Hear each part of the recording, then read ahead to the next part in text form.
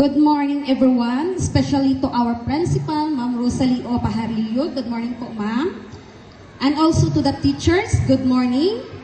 Today, I would like to share a short reflection about our one-year journey in practice teaching in New Society Central Elementary School. First, I would like to thank God kay nami karon diri sa culmination na nagtipon-tipon.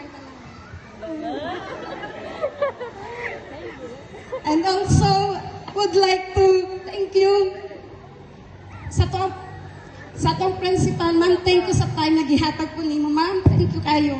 And second, kay Ma'am Pong.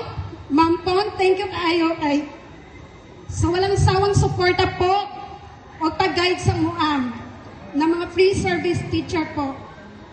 Dagan kayo salamat kay sa imong pag-guide o pagsalik sa MUAM.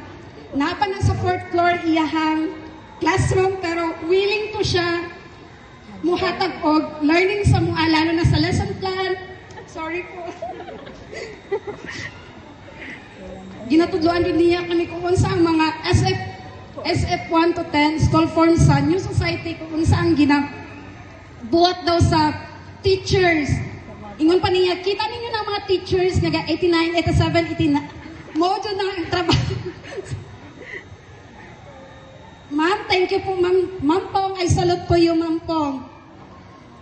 And we would like to express our heartfelt gratitude sa among mga cooperating teachers na naggabay sa MUA, lalo na sa mga lesson plan, sa dawi sa among pag-demo namo.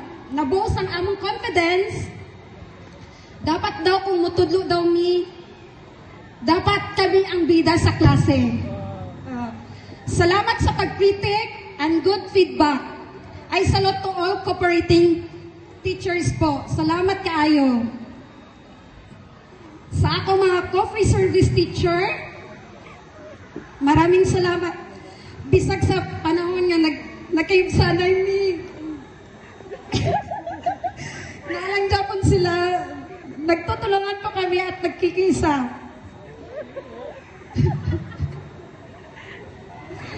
Sa mga students na mo diri sa NSES, maraming salamat. Kamo ang rason nga nung mas love na mo ang profesyon nga among gipili. Daway pa lang sa among pagsulod sa classroom, very respectful na kayo ang among mga student. Mugakos dayon pag magsulod ni sa classroom, mo-bless, muhag, o mukis bahalag mga tumbami. Thank you kayo sa mga students. This one-year practice teaching may be ending, but the lessons, memories, and inspiration we gain is still with us forever.